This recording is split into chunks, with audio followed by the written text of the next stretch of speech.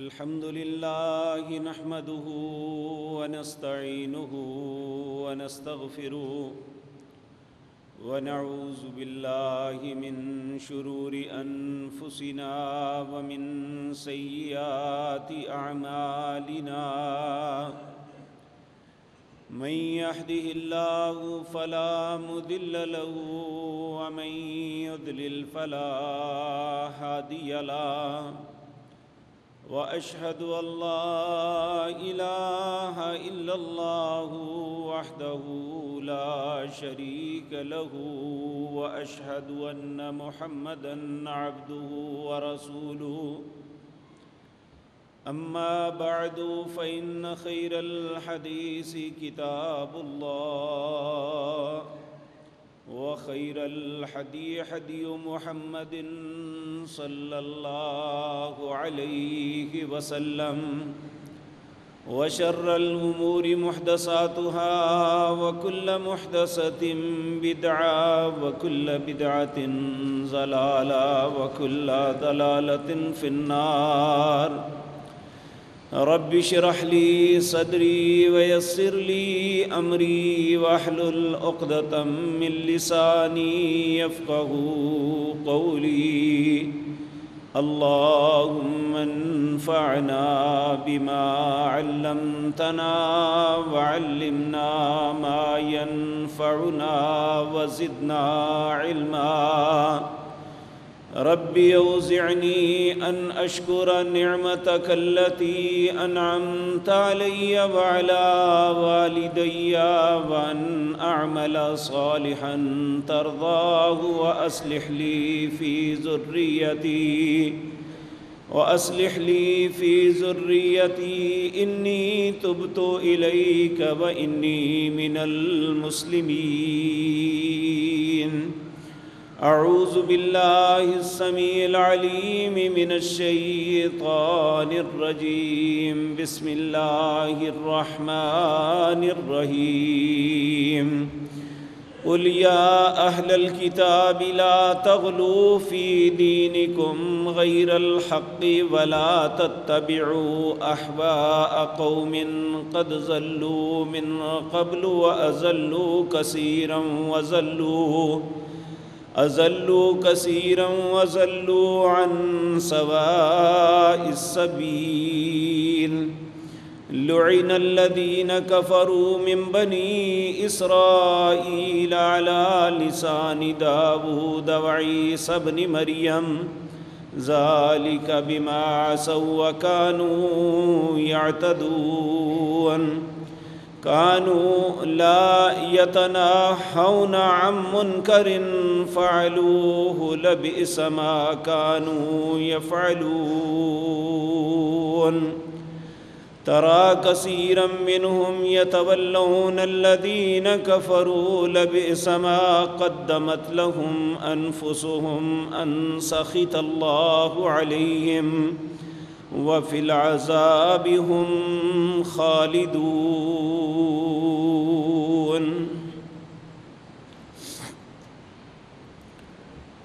حضرات محترم، جو بھی انسان دنیا میں آتا ہے اللہ مالک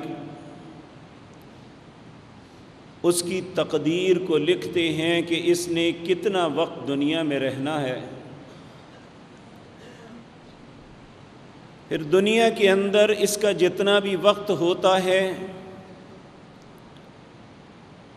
اللہ کو انسان کی کسی ایکٹیویٹی سے کوئی غرض نہیں کہ یہ کیا کرتا ہے، کیا کھاتا ہے، کہاں جاتا ہے۔ اللہ صرف اور صرف انسان کے اندر دیکھتا ہے تو لِيَبْلُوَكُمْ أَيُّكُمْ أَحْسَنُ عَمَلًا۔ اللہ فرماتے ہیں میں ہر انسان کی آزمائش یہی کرتا ہوں کہ کون اچھا کام کرتا ہے، اور اس امتحان میں کامیاب کس طرح ہونا ہے، کون سا سلیبس اپنی زندگی میں پڑھنا اور اسے اختیار کرنا ہے، یہ بھی انسان کے ساتھ ہی بھیجا۔ جب اللہ رب العزت نے سیدنا آدم علیہ السلام کو سب سے پہلے دنیا میں بھیجنے کا ارادہ فرمایا تو اس وقت یہی بات کہی تھی فَإِمَّا يَأْتِيَنَّكُم مِّنِّي هُدًى، اے آدم و حوا تمہیں دنیا میں ایک وقت گزارنا ہے، اور یہ بات یاد رکھو کہ تمہاری زندگی گزارنے کا سلیبس میں دوں گا۔ فَمَنِ اتَّبَعَ هُدَايَ فَلَا يَضِلُّ وَلَا يَشْقَى، جو اس سلیبس کے مطابق اپنی زندگی گزارے گا نہ وہ گمراہ ہوگا نہ بدبختی اس کا مقدر بنے گی۔ میرے عزیز بھائیو، یہ دنیا میں بھی اصول اور قانون ہے۔ آپ میں سے اکثر و بیشتر لوگ اسکول و کالج کی زندگی گزار رہے ہیں یا گزار چکے ہیں۔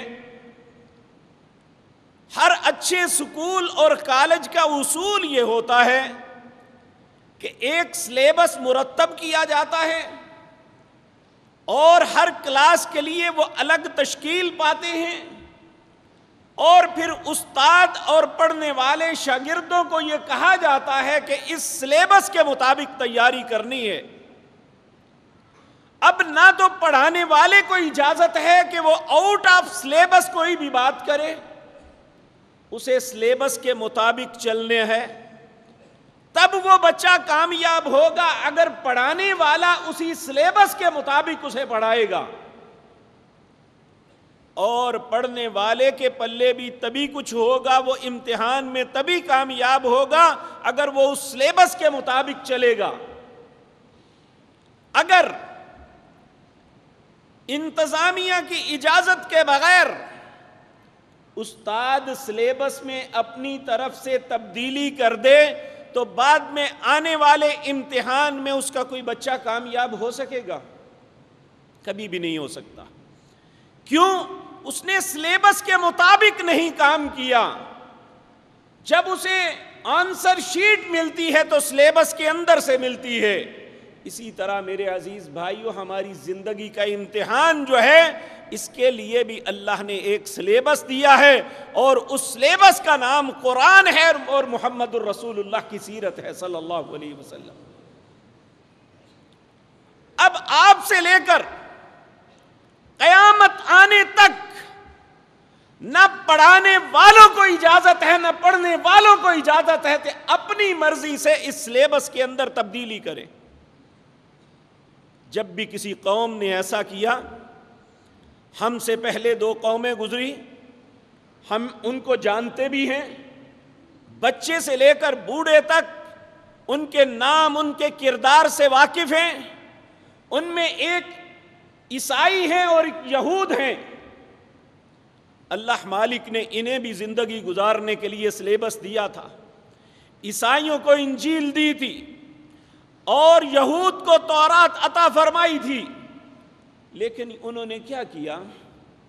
اللہ رب العزت نے یہ سلیبس دینے کے بعد یہ بات کہی تھی، قل، اے میرے نبیوں اپنی قوموں سے یہ بات کہہ دو، یا اہل الکتاب، اے وہ لوگوں جنہیں میں نے کتاب دی ہے، جن کے لیے میں نے سلیبس مرتب کر کے دیا ہے، تمہاری ناکامی اور کامیابی کا دار و مدار اسی کے ساتھ ہے۔ یا اہل الکتاب لا تغلو فی دینکم، اس سلیبس کے اندر تغیر و تبدل نہ کرنا، اس میں نہ کوئی چیز اپنی مرضی سے ایڈ کر سکتے ہو اور نہ اپنی مرضی سے تم نکال سکتے ہو۔ یہ صرف اللہ کا حق ہے جو سلیبس کو مرتب کرنے والا ہے، جس نے ہمارا امتحان لینا ہے، اس نے وہی امتحان لینا ہے جو اس نے سلیبس ہمیں عطا کیا تھا۔ تو میرے عزیز بھائیوں، یہود بھی ناکام ہو گئے اور عیسائی بھی ناکام ہو گئے۔ اللہ رب العزت فرماتے ہیں، میں نے انہیں کہا تھا یا اہل الکتاب لا تغلو فی دینکم، اے اہل کتاب اپنے دین میں غلو نہ کرنا، غیر الحق، میں نے اس کا تمہیں حق ہی نہیں دیا، یعنی دنیا کے اندر نہ کسی معلم کو حق ہے اور نہ کسی طالب علم کو حق ہے غیر الحق، کہ اللہ نے جو سلیبس، جو ہدایت کا رستہ اس کے لیے مرتب فرمایا ہے اس کے اندر تبدیلی کرے، یہ اللہ نے حق نہیں دیا۔ اور یہ کیس کب ہوتا ہے؟ جب انسان اپنی خواہش کے پیچھے چلتا ہے، اس کی اپنی ایک سوچ بنتی ہے کہ میں زیادہ عقل مند ہوں، مجھے جو پتا ہے وہ سلیبس کے اندر نہیں آ سکا، اس وقت پھر وہ اپنے پاس سے کچھ باتیں ایڈ کرنے کی کوشش کرتا ہے، لیکن اس کی یہ عقل مندی، اس کی یہ دانائی، اس کی یہ سوچ، اس کی اپنی خواہش تو ہو سکتی ہے، لیکن وہ اپنا اور طلباء کی زندگی کا وقت برباد کر دیتا ہے۔ کیوں؟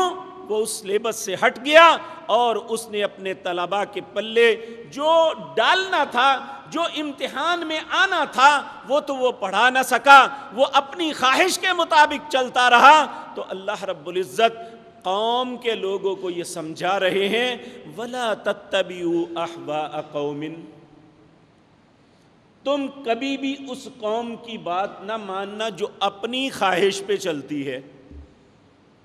ایک ہوتا ہے اللہ کا حکم، اللہ کے حکم کے مطابق آپ کو کہا جائے تو آپ کو ماننا فرض ہے، لیکن جب میں اپنی خواہش کے مطابق آپ کو چلانے کی کوشش کروں تو آپ کا حق نہیں ہے کہ آپ میری خواہش کے پابندی کریں، بلکہ اگر آپ ایسا کریں گے تو آپ بھی بہک جائیں گے، تو میں تو پہلے ہی بہکا ہوا ہوں، کیونکہ میں نے اس رستے کو چھوڑ دیا جو اللہ نے میرے لیے متعین فرمایا تھا، اللہ نے جو مجھے بتانے کے لیے دیا تھا، اللہ جو جس کا فہم مجھے دیا تھا، میں تو اس فہم کو چھوڑ کے، اس اللہ کی کتاب کو چھوڑ کے میں تو اپنی خواہش کا غلام بن گیا۔ تو یہود نے یہ کام کیا۔ اللہ رب العزت سورۃ بقرہ کے اندر فرماتے ہیں افتطمعون ان يؤمنوا لكم وقد كان فريق منهم يسمعون كلام الله ثم يحرفون من بعد ما عقلوه، تم اپنے ایمان پہ کیسے مطمئن بیٹھے ہوئے ہو جب کہ تم میں ایک فریق اللہ کی کتاب پڑھتا ہے اور پھر اپنے ذہن کے مطابق، اپنی خواہش کے مطابق اس کی تحریف کرتا ہے، اور تم اس تحریف کو قبول کر رہے ہو تو تمہارا ایمان کیسے رہے گا؟ تو اس لیے یہ بات یاد رکھیں، ہمیشہ قوموں کی بربادی دو وجہ سے ہوئی ہے، یا اللہ سے انکار کی وجہ سے، یا اس کے رسولوں کی مخالفت کرنے کی وجہ سے۔ کیونکہ اللہ نے قانون اور اصول بنایا ہے۔ سورۃ مجادلہ کے اندر فرماتے ہیں اللہ رب العزت ان الذین یحادون اللہ ورسولہ اولئک فی الاذلین، جو قوم، جو فرد، جو خاندان اللہ اور اس کے رسول کی باتوں میں اس کی مخالفت کرے گا، اللہ اسے ذلیل کرے گا۔ آج ہم میں سے ہر کی زبان پہ کیا ہے کہ مسلمان ساری اقوام کے سامنے ذلت کی زندگی بسر کر رہے ہیں، کیا ہم یہ بات کہتے ہیں؟ تو کبھی میں نے اور آپ نے سوچا ہے کہ اللہ نے ایمانداروں کے مقدر میں تو ذلت لکھی ہی رہی؟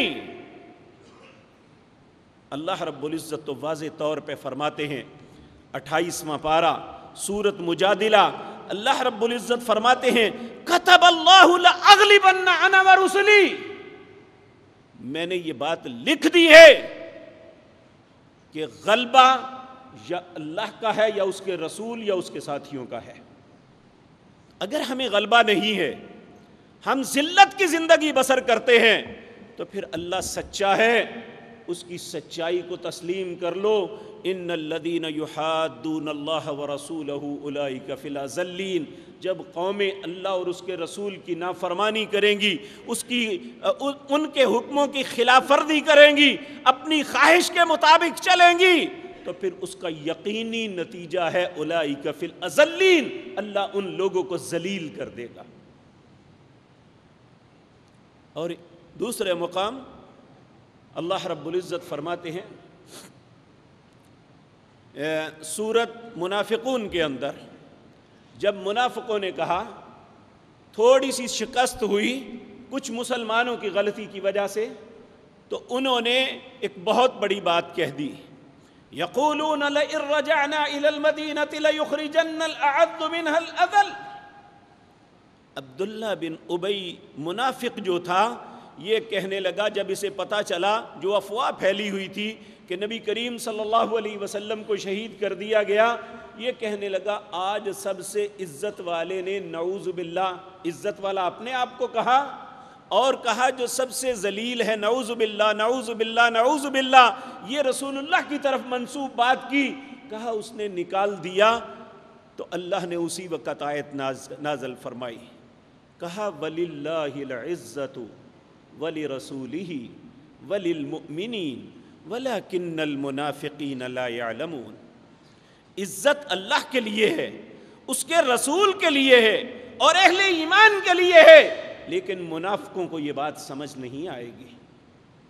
تو میرے عزیز بھائیوں، یہ بات یاد رکھیں، آج ہم بھی ایک ایسے وقت سے گزر رہے ہیں کہ جس طرح یہود نے، نصارہ نے، ان کے علماء نے اور ان کے لوگوں نے اللہ کے دین کو اپنے لیے کافی نہ سمجھا، اللہ کی کتاب کو اپنے لیے راہ ہدایت تصور نہ کیا، بلکہ اپنی خواہش کے پیچھے چل پڑے، اور کچھ تو باتیں ایڈ کی اپنے پاس سے اور کچھ باتیں نکال دی، یعنی دین کے اندر تغیر و تبدل ان کی زندگی کا مشغلہ بن گیا۔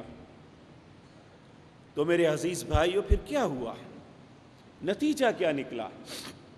اسپیشلی اللہ نے دو نبیوں کو بھیجا، ایک سیدنا عیسیٰ علیہ السلام کو، ایک سیدنا داؤد علیہ السلام کو، اور کہا جاؤ۔ اس وقت دنیا کے اندر یہی دونوں قومیں تھی جو اہل کتاب تھی، جو اس وقت کے مسلمان تھے، لیکن سب کے سب جو ہے انہوں نے اصل ٹریک کو چھوڑ کے بدعات، خرافات، اپنی خواہش، اپنے مولویوں، پیروں، اماموں کی باتوں کو اپنا دین تصور کر لیا تھا۔ میرے عزیز بھائیوں، نبی کریم صلی اللہ علیہ وسلم آپ کی خدمت میں ایک عیسائی عالم دین حاضر ہوا اور مسلمان ہوا، اور اس کا نام معروف ہے، حاتم طائی کا بیٹا عدی بن حاتم تھا، اور اس کے اسلام لانے کا بھی بڑا عجیب قصہ ہے۔ ایک غزوہ کے اندر، ایک مارکے کے اندر اس کی بہن قید ہو کے آ گئی۔ جب نبی کریم صلی اللہ علیہ وسلم کو پتہ چلا کہ یہ حاتم طائی کی بیٹی ہے، آپ نے اس کا پورا احترام کیا، اور عزت اور احترام کے ساتھ پھر سواری بھی دی اور باڈی گارڈز بھی دیے، اسے عزت کے ساتھ واپس چھوڑاؤ، یہ ایک باعزت باپ کی بیٹی ہے۔ جب واپس گئی تو انہوں نے سوچا کہ یہ ایک وحشی لوگ تھے، اس کی عزت ناموس صحیح نہیں رہی ہوگی۔ اس نے پوچھا بہنا تیرا کیا حال رہا؟ کہا بھائی میری عزت اور عصمت کی تو حفاظت وہ نہیں کر سکا جو مسلمانوں نے میری کی ہے۔ اس کے دل پہ اتنا اثر ہوا، مسلمان ہونے کے لیے چل پڑا۔ جب مسلمان ہوا تو نبی کریم صلی اللہ علیہ وسلم نے ایک آیت پڑھی، سورۃ توبہ کی، اتخذوا احبارهم ورهبانهم اربابا من دون اللہ۔ یہ عیسائی اور یہودی انہوں نے اپنے مولویوں، اپنے پیروں کو، اپنے صوفیوں کو اپنا خدا بنا لیا ہے۔ عدی بن حاتم فوراً بولا کہ یا رسول اللہ میں ایک عیسائی عالم دین ہوں، اور میری زندگی کا بہت وقت ان میں گزرا ہے، ہم تو اپنے مولوی کو کبھی اللہ نہیں کہا، رب نہیں کہا۔ آپ نے فرمایا عدی اگر تمہارا مولوی کسی چیز کو کہے حرام ہے، تم حرام مانتے ہو؟ تمہارا مولوی کہے یہ حلال ہے، حلال مانتے ہو؟ کہنے لگے ہاں۔ کہا پھر کبھی سوچا ہے، کبھی اس سے پوچھا ہے کیا یہ حلال اللہ نے کیا ہے یا تو کر رہا ہے، یا اسے حرام اللہ نے کیا ہے یا تیری مرضی سے ہے؟ یہ حرام حلال تو اللہ کا معاملہ ہے، تم نے یہ استحقاق اپنے مولویوں اور پیروں کو دے دیا، حقیقتاً تم نے اپنے مولویوں اور پیروں کو رب مان لیا۔ کہنے لگے یہ بات تو ہے۔ تو میرے عزیز بھائیوں، آج جس دور سے میں اور آپ گزر رہے ہیں، 1439 سال پہلے ہمارے پیغمبر اس صادق المصدوق دنیا کے سب سے سچے انسان نے اللہ کی رہنمائی میں ہمیں یہ بات بتلائی تھی کہ اے امت محمد الرسول اللہ صلی اللہ علیہ وسلم، ایک وقت آنے والا ہے تم بھی ہو بہو اسی طرح چلو گے جس طرح یہود اور عیسائی چلے، اور آپ نے فرمایا ذرہ برابر فرق نہیں رہے گا۔ جس طرح ایک پاؤں کا جوتا دوسرے پاؤں کے جوتے کے بالکل برابر ہوتا ہے، تم بھی وہی کرتوتیں کرو گے جو یہودی اور عیسائی کرتے ہیں اپنے دین کے ساتھ۔ حتیٰ کہ اتنی غلیظ بات آپ نے فرما دی، العیاذ باللہ، کہا اگر ایک یہودی یا عیسائی اپنے ماں کے ساتھ بدکاری کرے گا تو میری امت کے اندر بھی ایسے غلیظ لوگ پیدا ہوں گے۔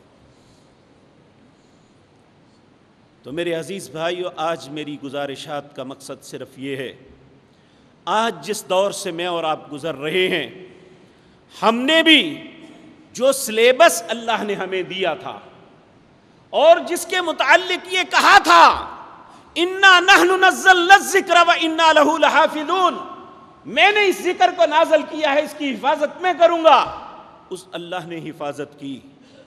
ان کلمات کے ساتھ، جن کلمات کے ساتھ جناب محمد الرسول اللہ پہ نازل ہوا، انہی کلمات کے ساتھ آج موجود ہے، لیکن اس کو سمجھنے والے بہت کم ہیں۔ ہم نے اس قرآن کو نہیں اتھارٹی اپنے مولوی کو سمجھ لیا، ہم نے اس قرآن کو نہیں اتھارٹی اپنے پیر کو سمجھ لیا، اور اس کا نتیجہ کیا نکلا ہے آپ کو معلوم ہے کہ فیصل آباد کا ایک پیر پہلے تو وہ یہ کہتا تھا کہ رسول اللہ میری ڈیوٹی لگائی ہے، اب اس نے باقاعدہ ایک نظم اپنی موجودگی میں بیٹھ کے پڑھوائی ہے کہ کبریائی کی صورت میں یہ لسانی بیٹھا ہوا ہے، یعنی اللہ کی صورت میں نعوذ باللہ یہ بیٹھا ہوا ہے۔ کہاں تک لوگوں جائیں گے ہم؟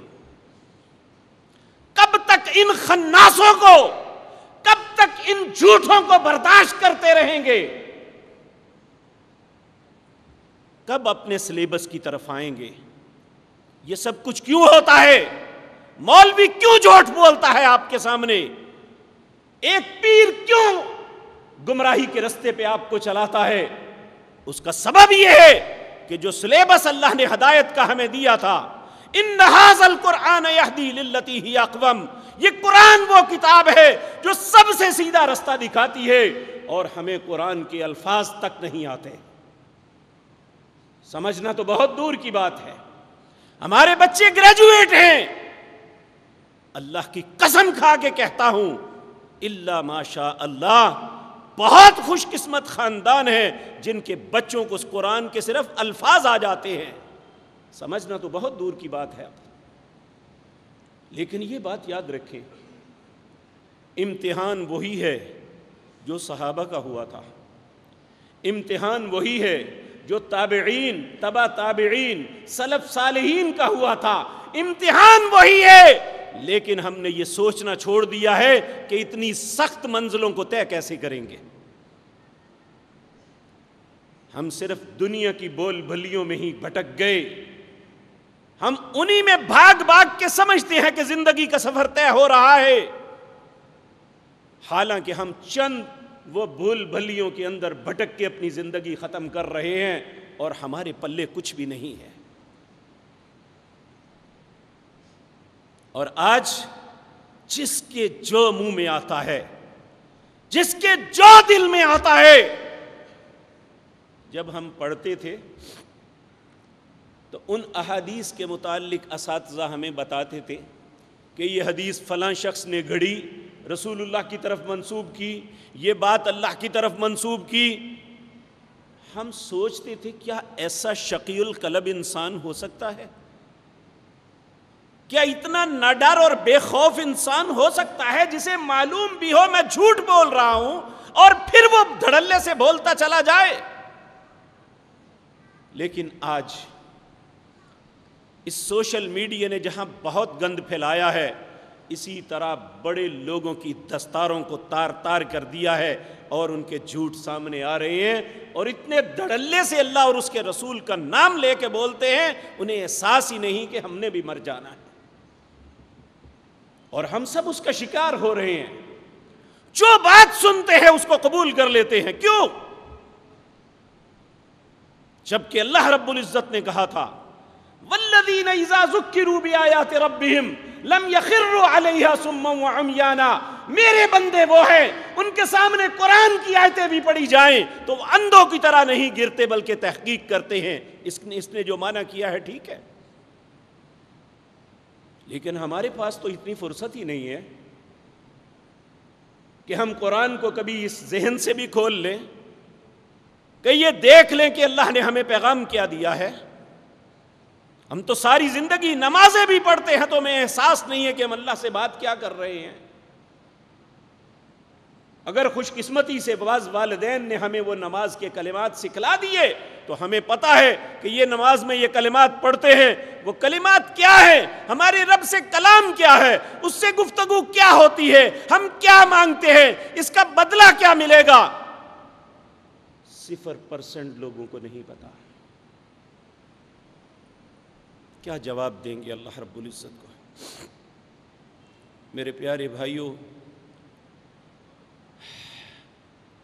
وہ قومیں جو مالی اعتبار سے ہم سے بہت مستحکم ہیں، ملیشیا، انڈونیشیا اور مصر، اور وہ لوگ، ہمیں پتہ نہیں خوش فہمی کس بات کی ہے، وہاں ایک دوڑ لگی ہوئی ہے کہ اگر قرآن کوئی اچھا پڑھتا ہے تو لوگ اپنے بچوں کو اس کے پاس دیوانہ وار لے کے بھاگتے ہیں کہ میرا بچہ بھی اس طرح قرآن پڑھے۔ کیا ہمارے دل میں بھی یہ کبھی آیا ہے؟ ہمارا تو پیدا ہونے والا بچہ اور مرنے والا بوڑھا جو ہے جس کی سانسیں بھی اکھڑی ہوئی ہیں، وہ بھی کسی مغنیہ کا گانا اپنی زبان پہ لایا ہوتا ہے۔ کس کردار کو لے کے اپنے رب کے سامنے جائیں گے، کس چہرے کے ساتھ اپنے رب پہ پیش ہوں گے کہ ہم محمد الرسول اللہ کے امتی ہیں، ہم قرآن کے حامل تھے اور ہمیں قل ھو اللہ بھی نہیں آتی تھی، ہم قرآن کے حامل ہیں، ہم مسلمان ہیں اور اپنے اسلام پہ فخر ہے، لیکن اپنے رسول کے طریقے کو ہم پسند نہیں کرتے۔ ہمیں حرام اور حلال کی کوئی تمیز نہیں ہے، ہمیں یہ بھی کوئی غرض نہیں ہے، صرف یہ ہے کہ ہمیں کوئی سستی سی بات بتا دے، کوئی ایک رات کوئی دن بتا دے، ہم اس رات یا دن میں کھڑے ہو کے یہ کام کر لیں تو ہماری ساری زندگی دھل جائے۔ اسلام اس کا نام نہیں ہے۔ آج یہی تماشا ہمارے ساتھ ہو رہا ہے، ہمیں تمناؤں میں مبتلا کیا گیا ہے، جس طرح یہود کے علماء نے اپنے لوگوں کو تمناؤں میں مبتلا کیا۔ اللہ رب العزت قرآن میں کہتے ہیں وَمِنْهُمْ أُمِّيُّونَ لَا يَعْلَمُونَ الْكِتَابَ إِلَّا أَمَانِيَّ وَإِنْهُمْ إِلَّا يَظُنُّونَ، جو ان میں ان پڑھ تھے، جو کتاب کا علم جانتے نہیں تھے، جو عوام الناس تھے، انہیں مولویوں نے تمناؤں میں مبتلا کر دیا، فلاں تمہاری سفارش کر دے گا، فلاں تمہارے لیے یہ کر دے گا، فلاں تمہیں بخشا دے گا، میں تمہیں یہ کر دوں گا۔ اللہ کی قسم، اللہ رب العزت قرآن میں کہتے ہیں من ذا الذی یشفع عندہ الا باذنہ، بتاؤ اللہ کی اجازت کے بغیر کون سفارش کرے گا؟ سفارش تو وہ کرے گا جسے اللہ اجازت دیں گے۔ اور جو تصورات ہم نے بنائے ہیں اللہ رب العزت اس کے متعلق فرماتے ہیں، کہتے ہیں ہؤلاء شفعاؤنا عند اللہ، یہ ہمارے مولوی، یہ ہمارے پیر، یہ ہمارے امام اللہ کے ہاں ہمارے سفارشی ہیں۔ تو اللہ اس کا جواب پتہ کیا دیتے ہیں؟ اپنے نبی سے کہتے ہیں صلی اللہ علیہ وسلم، اے میرے پیارے نبی آپ انہیں کہو، کل آپ انہیں فرما دیجئے اتنبئون اللہ بما لا يعلم فی السماوات ولا فی الارض، تم اللہ کو ایک ایسی بات کی خبر دے رہے ہو اللہ زمین و آسمان میں یہ خبر جانتا ہی نہیں ہے کہ یہ میرے سفارشی ہیں۔ تو میرے عزیز بھائیوں، ہمیں غلط فہمی سے ہمیں تمناؤں کی زندگی سے نکل آنا چاہیے، ہمیں سنجیدگی سے اپنی زندگی کے امتحان پہ غور کرنا چاہیے، ہمیں اس سلیبس کو اپنانا چاہیے، ہمیں بدعات سے اپنے آپ کو بچانا چاہیے، کیونکہ اللہ رب العزت نے جب کہ کسی قوم کی تباہی کا فیصلہ کیا ہے تو اس کا سبب اللہ کے رسولوں کی مخالفت رہی ہے۔ آج مہینہ کوئی بھی آتا ہے، کوئی نہ کوئی نئی بات گھڑ کے ہمیں سنا دی جاتی ہے، کوئی نہ کوئی نئی بات لکھ کے ہمیں بتا دی جاتی ہے۔ یہ رجب کا مہینہ ہے، اس کے متعلق اتنی باتیں، ایک بہت معروف ہر بندہ فارورڈ کر رہا ہے کہ اللہ کے رسول کی بات ہے، اللہ کے رسول پہ بہتان ہے۔ کہا جاتا ہے کہ اللہ کے رسول صلی اللہ علیہ وسلم نے فرمایا کہ اللہ نے فرمایا یہ رجب میرا مہینہ ہے، شعبان میرے نبی کا مہینہ ہے، اور رمضان میری امت کا مہینہ ہے۔ یہ جھوٹ ہے اللہ کے رسول نے یا اللہ نے یہ کہا ہی نہیں ہے۔ اور ہمارے پاس یہ بات آتی ہے تو فوراً فارورڈ کرتے ہیں، پھر اس کے بعد اسے متبرک سمجھ کے اس کی پہلی جمعرات کو مغرب اور عشاء کے درمیان ایک نماز گڑی گئی ہے، اسے کہا صلاۃ الرغائب۔ یہ ایک نئی نماز گھڑ دی گئی ہے، 486 ہجری میں سب سے پہلی مرتبہ یہ نماز پڑھی گئی۔ کیا اس سے پہلے جو لوگ تھے، جو خیر القرون کا زمانہ تھا، جو رسول اللہ کا زمانہ تھا، جو صحابہ کا زمانہ تھا، جو تابعین کا زمانہ تھا، جو ائمہ دین کا زمانہ تھا، اس زمانے میں تو کسی کو ہوش نہ آیا کہ بعد میں ایک پیسے کے پجاری مولوی نے ایک نئی ایجاد کر دی اور ہم اسے دین سمجھ لیا۔ اس نے کہا مغرب کے اور عشاء کے درمیان 12 رکعتیں پڑھو، اس میں پہلی رکعت میں یہ سورت اللہ اکبر، سورت الم تر کیف فعل ربک باصحاب، سورت الفیل پڑھو، دوسری میں قل ھو اللہ اتنے 100 مرتبہ پڑھو تو پتہ نہیں کیا کیا ہو جائے گا۔ یہ سب بکواس اللہ اور اس کے رسول پہ بہتان لگائے ہیں اور ہم قبول کر رہے ہیں۔ اسی طرح 22 رجب کے دن کہا جاتا ہے کہ حضرت امام جعفر صادق، یہ نبی کریم صلی اللہ علیہ وسلم کی آل میں ایک نیک پاک باز شخصیت ہے، جس نبی نے ساری زندگی شرک کا رد کیا، جس پاک پیغمبر نے شرک کو جڑ سے اکھیڑ دیا، کیا ان کی اولاد ہی لوگوں کو شرک کا حکم دے سکتی ہے؟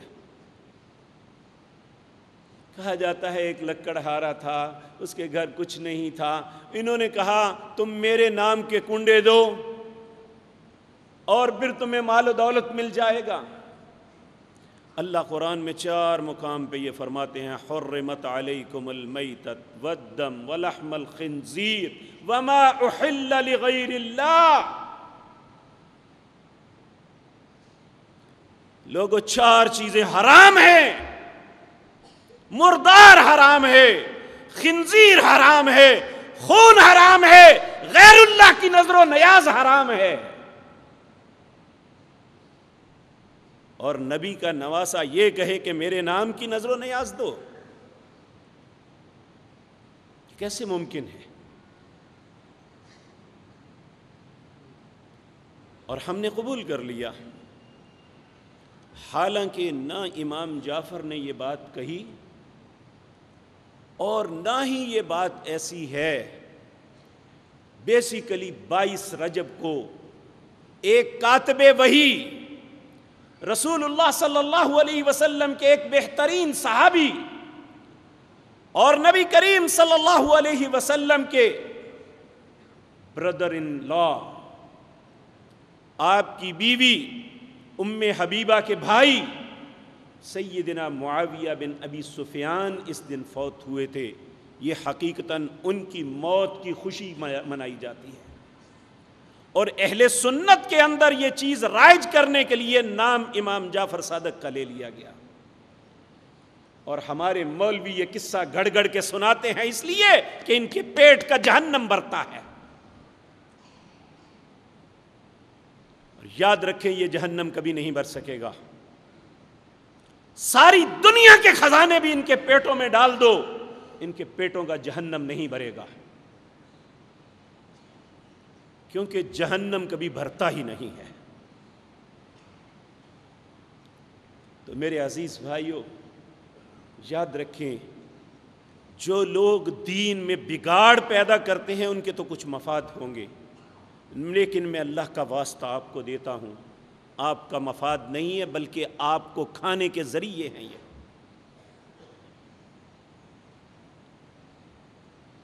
کیسے بچ سکتے ہیں؟ کیسے ان چیزوں سے پیچھے ہٹیں؟ کیسے پتہ چلے گا؟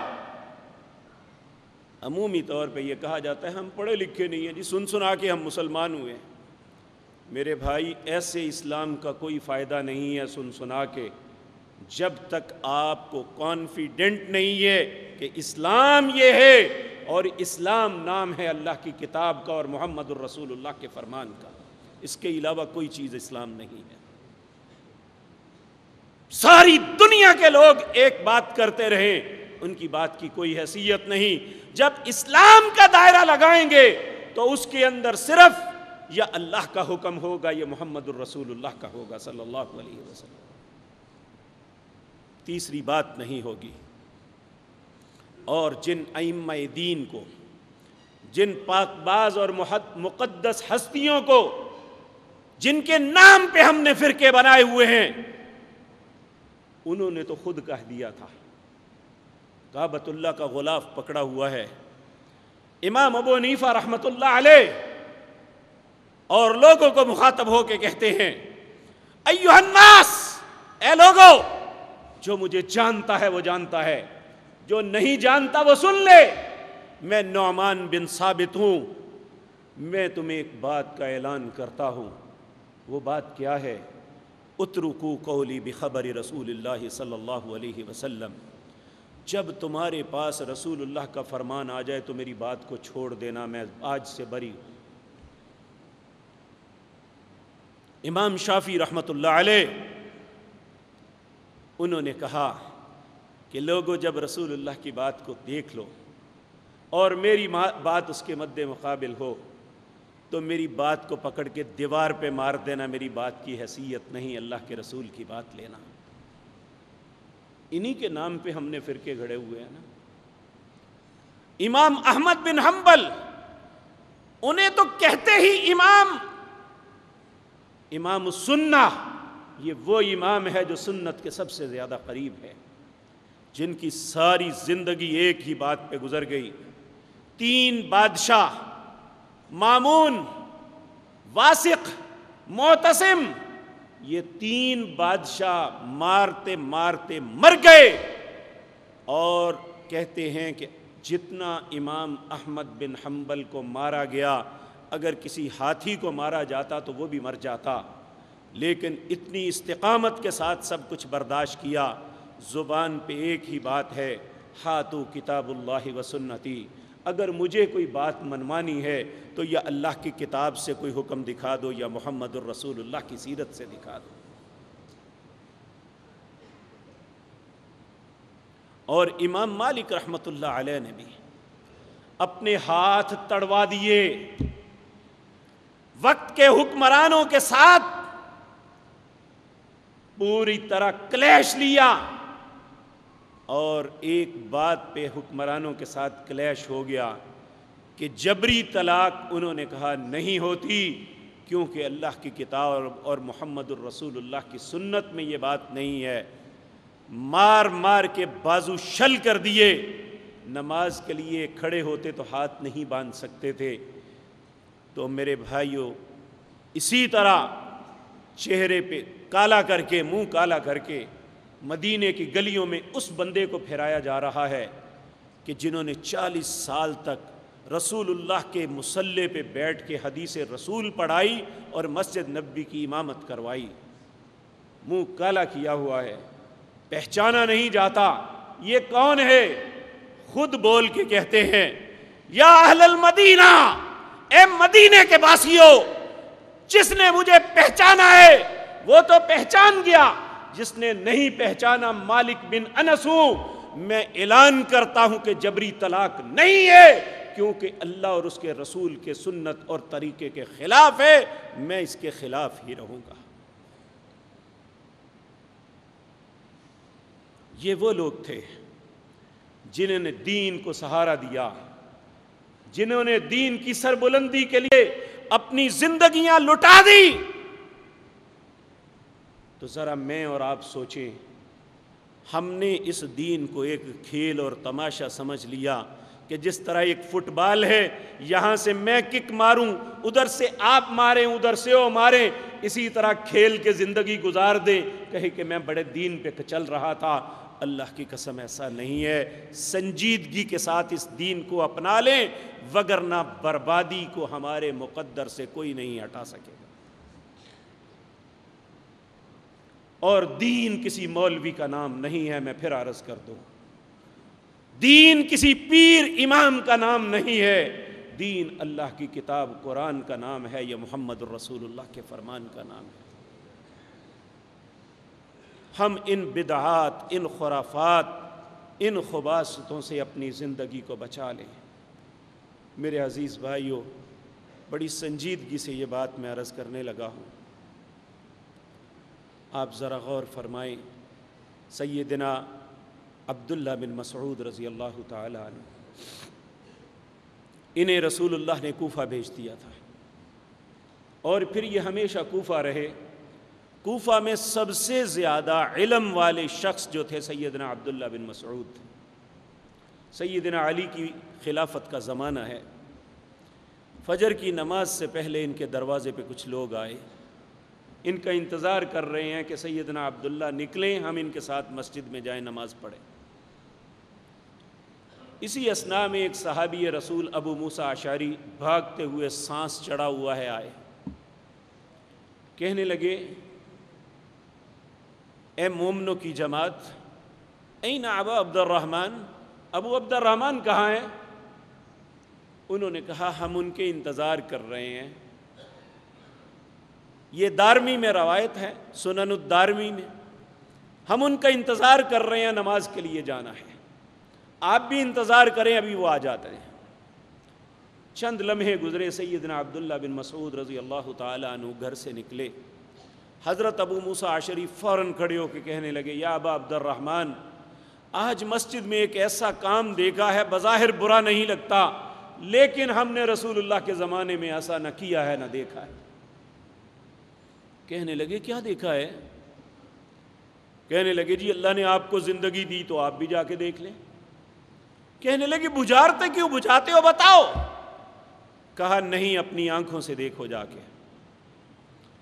سارے لوگ تیزی سے چل پڑے، مسجد میں گئے، دیکھے لوگ مسجد نماز کے انتظار میں بیٹھے ہیں، اور 3 دائروں کے اندر لوگ بیٹھے ہوئے ہیں، ان کے درمیان کنکریاں پڑی ہوئی ہیں۔ ایک شخص اٹھتا ہے، کہتا ہے کبروا میاں، فیکبرون میاں، وہ کہتا ہے 100 دفعہ اللہ اکبر کہو، سب یک زبان کورس کی شکل میں اللہ اکبر کنکریاں ایک طرف کرنی شروع کر دیتے ہیں اور اس طرح پڑھتے ہیں۔ پھر دوسرا اٹھتا ہے، کہتا ہے سبحوا میاں، 100 مرتبہ سبحان اللہ پڑھو، پھر وہ کنکریاں دوسری طرف رکھنی شروع کر دیتے ہیں اور کورس کی شکل میں یہی پڑھتے ہیں۔ پھر اسی طرح ایک اٹھتا ہے، کہتا ہے ہللو میاں۔ حضرت عبداللہ بن مسعود نے جب یہ دیکھا تو زور سے بولے، ایھا الناس اتقوا اللہ، اے لوگو اللہ سے ڈر جاؤ، اے لوگو اللہ سے ڈر جاؤ، اے لوگو اللہ سے ڈر جاؤ۔ سب لوگ متوجہ ہو گئے۔ ایک شخص اٹھا، کہنے لگا یا ابا عبد الرحمن، کس بات پہ اللہ سے ڈرا رہے ہو؟ کیا کیا ہے ہم نے؟ انہوں نے کہا مجھے یہ بتاؤ، تم بہتر ہو یا وہ جن کی آنکھوں نے رسول اللہ کو دیکھا تھا؟ وہ کہنے لگا یقیناً وہ بہتر ہیں۔ پھر آپ نے کہا تم بہتر ہو یا وہ جن کے کانوں نے رسول اللہ کی خوبصورت باتوں کو سنا اور اپنے سینوں نے میں محفوظ کیا؟ کہنے لگے یقیناً وہ بہتر ہیں۔ تم بہتر ہو یا وہ جن کی تربیت، جن کی تعلیم رسول اللہ صلی اللہ علیہ وسلم نے فرمائی؟ کہنے لگا یقیناً وہ بہتر ہے۔ آپ نے فرمایا اگر وہ بہتر ہیں تو میں اللہ کی قسم کھا کے کہتا ہوں تم گمراہی کا دروازہ کھول رہے ہو۔ وہ حیران ہو کے کہنے لگا یا ابا عبد الرحمن ما اريد الا بخیر، اے ابو عبد الرحمن ہمارا ارادہ بھلائی کے علاوہ تو کوئی نہیں ہے۔ آپ نے اس کے منہ پہ ایسے انگلی مار کے کہا تم جیسے بہت سے لوگ بھلائی کے متلاشی تو ہوتے ہیں لیکن بھلائی ملتی نہیں ہے انہیں۔ اب سوال یہ پیدا ہوتا تھا کیا برائی تھی؟ کیا سبحان اللہ کہنا برائی ہے؟ کیا الحمدللہ لا الہ الا اللہ واللہ اکبر یہ کہنا برائی ہے؟ یہ تو کائنات کے سب سے خوبصورت کلمے ہیں۔ برائی یہ تھی کہ رسول اللہ نے نہ کورس کی شکل میں دائرے بنا کے ایسے ذکر کروایا تھا اور نہ کنکریاں ہاتھ میں پکڑائی تھی، یہ صرف ان کے طریقہ کار پہ آپ نے اتنا سخت اعتراض کیا، کہا تم گمراہی کا رستہ کھول رہے ہو۔ اب کام الفاظ اچھے ہیں لیکن یہ طریقہ رسول اللہ کے طریقے میں نہیں تھا۔ میرے عزیز بھائیوں، نبی کریم صلی اللہ علیہ وسلم کا ارشاد ہے کل قیامت کا دن ہوگا، میں حوض کوثر پہ کھڑا ہو کے اپنے امتیوں کا استقبال کروں گا۔ تو صحابہ نے عرض کیا یا رسول اللہ صلی اللہ علیہ وسلم اتنی مخلوق میں اپنی امت کو کیسے پہچانیں گے؟ آپ نے فرمایا غرم معجلین، میری امت کے لوگ وضو کرتے ہیں، جہاں جہاں وضو کرتے ہیں یہ لائٹوں کی طرح چمک رہے ہوں گے اعضاء، میں ان کے چمکتے ہوئے اعضاء کو دیکھوں گا۔ پھر آپ نے فرمایا جس طرح تمہارے گھوڑوں میں ایک 5 کلیان گھوڑا ہو جس کا چہرہ بھی وائٹ، جس کی چاروں ٹانگیں بھی وائٹ اور اس کی پوچھل بھی وائٹ اور باقی سارا کالا ریڈ یا اور رنگ کا ہو، کیا تم اسے پہچان لیتے ہو؟ لوگوں نے کہا ہاں ہم تو بڑی جلدی پہچان لیتے ہیں۔ آپ نے فرمایا اسی طرح مخلوق کے اندر میں اپنی امت کو پہچانوں گا اور انہیں اپنے حوض سے پانی پلاؤں گا، اور یہ لاکھ ہزاروں سال کا دن جو ہے اس میں جو میرے حوض سے پانی پی لے گا پھر اسے کبھی پیاس نہیں لگے گی۔ لا مسمع بعد ابدا، کبھی بھی اسے پیاس نہیں لگے گی۔ کہا میں اس طرح سب لوگوں کو پانی پلا رہا ہوں گا، ایک بہت بڑا گروہ آئے گا اور میں خوشی سے آگے بڑھوں گا اور کہوں گا امتی، میری امت، میری امت۔ جب وہ قریب آئیں گے تو میرے اور ان کے درمیان ایک دیوار بنا دی جائے گی۔ میں اپنے رب سے التجا کروں گا ربی امتی، اے میرے رب میری امت، اے میرے رب میری امت، میرے اور ان کے درمیان دیوار کو کیوں حائل کر دیا گیا؟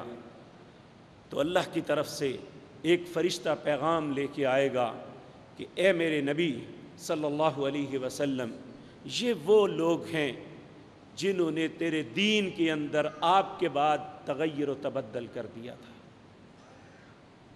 جب یہ سننا ہوگا وہ رحمت للعالمین پیغمبر غصے سے سرخ ہو جائیں گے اور یہ خود فرمائیں گے سحقن سحقن سحقن لمن غیر عبادی، مجھ سے انہیں دور کر دو، دور کر دو، دور کر دو جنہوں نے میرے بعد میرے دین کو تبدیل کر دیا تھا۔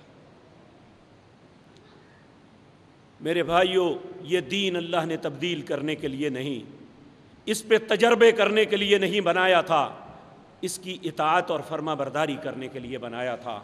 آج بھی اگر ہم یہ چاہتے ہیں کہ اللہ کی بارگاہ میں ہم سرخ روح ہو جائیں تو قرآن کو اپنا لو، محمد الرسول اللہ کی سیرت کو اپنا لو تو کامیاب ہو جاؤ گے۔ اس کے علاوہ دوسرا کوئی رستہ نہیں ہے۔ اللہ مجھے اور آپ کو سمجھنے کی توفیق عطا